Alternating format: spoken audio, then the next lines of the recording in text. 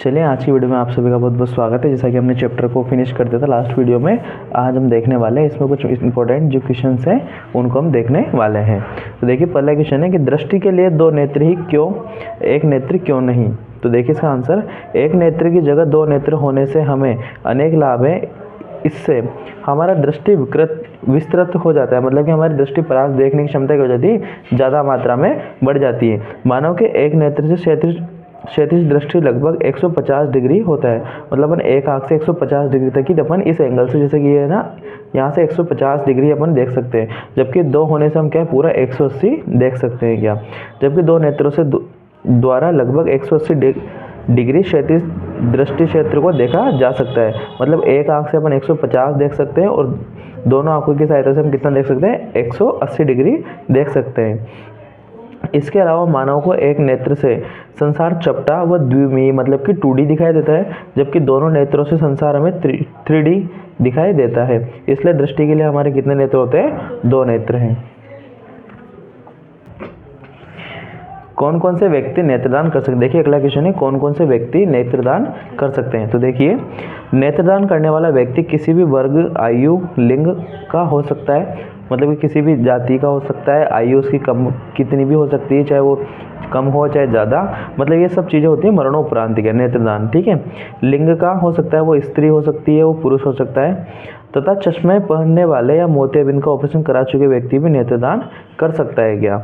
देखिए मधुमेह, मतलब मधुमेह क्या होता है, शुगर जिसकी होती है क्या। तथा उच्च रक्तचाप से पीड़ित व्यक्ति व श्वास से पीड़ित लोग, वह व्यक्ति जिन्हें संक्रामक रोग नहीं है, वो भी नेत्रदान कर सकते हैं। अगर ये सब चीज़ें हैं तो वो नेत्रदान नहीं कर सकता है क्या। अगला, मृत्यु के पश्चात 4 से 6 घंटे के बीच नेत्र निकाल लेने चाहिए। नेत्र निकालने में 10 से 15 मिनट का समय लगता है। यह एक सरल प्रक्रिया है, जो कि क्या है, एक सरल प्रक्रिया है क्या। देखिए ऐसे व्यक्ति जो एड्स, हेपेटाइटिस बी, सी, रेबीज, तीव्र ल्यूकेमिया, धनुस्तंभ जिसको टिटनस बोलते हैं अपन, हैजा, मस्तिष्क शोध या तानिया रोग से संक्रमित व्यक्ति या जिनकी इन कारणों से मृत्यु हुई है या मौत हुई है, वो व्यक्ति नेत्रदान नहीं कर सकते। तो ये था आपके क्वेश्चन का आंसर कि ये व्यक्ति नेत्रदान कर सकते हैं। देखिए अगला क्वेश्चन है, स्वच्छ आकाश का रंग नीला क्यों दिखाई देता है। इसका कारण देखिए, जब सूर्य का प्रकाश वायुमंडल से गुजरता है तो वायु के सूक्ष्म कण जैसे कि धूल, धुएं, वायु इत्यादि के द्वारा इनका प्रकीर्णन होता है। प्रकीर्णन मतलब इनको फैला देते हैं वो। इन कणों का प्रकाश और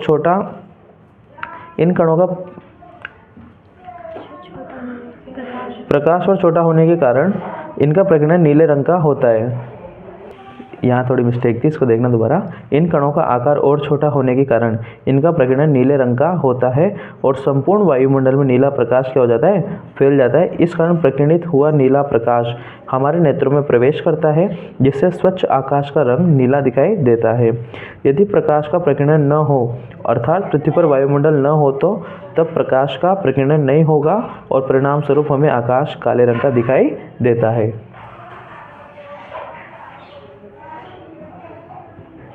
ये नहीं दिखा आपको, एक सेकंड दोबारा पढ़ता हूँ। यदि प्रकाश का प्रकीर्णन न हो, अर्थात पृथ्वी पर वायुमंडल न हो, तब प्रकाश का प्रकीर्णन नहीं होगा और परिणाम स्वरूप आकाश हमें कैसा दिखाई देगा, काले रंग का दिखाई देगा। देखिए अगला क्वेश्चन है, इस कारण अत्यधिक ऊंचाई पर उड़ते हुए यात्री को आकाश का रंग काला दिखाई देता है क्यों। मतलब किस कारण से उनको आकाश काला दिखाई देता है।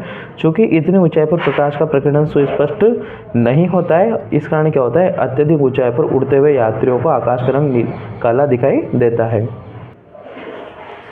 ग्रह क्यों नहीं टिमटिमाते हैं। तो देखना भाई, तारे तो टिमटिमाते हैं, बट ग्रह क्यों नहीं टिमटिमाते हैं। ग्रह तारों की अपेक्षा पास होते हैं,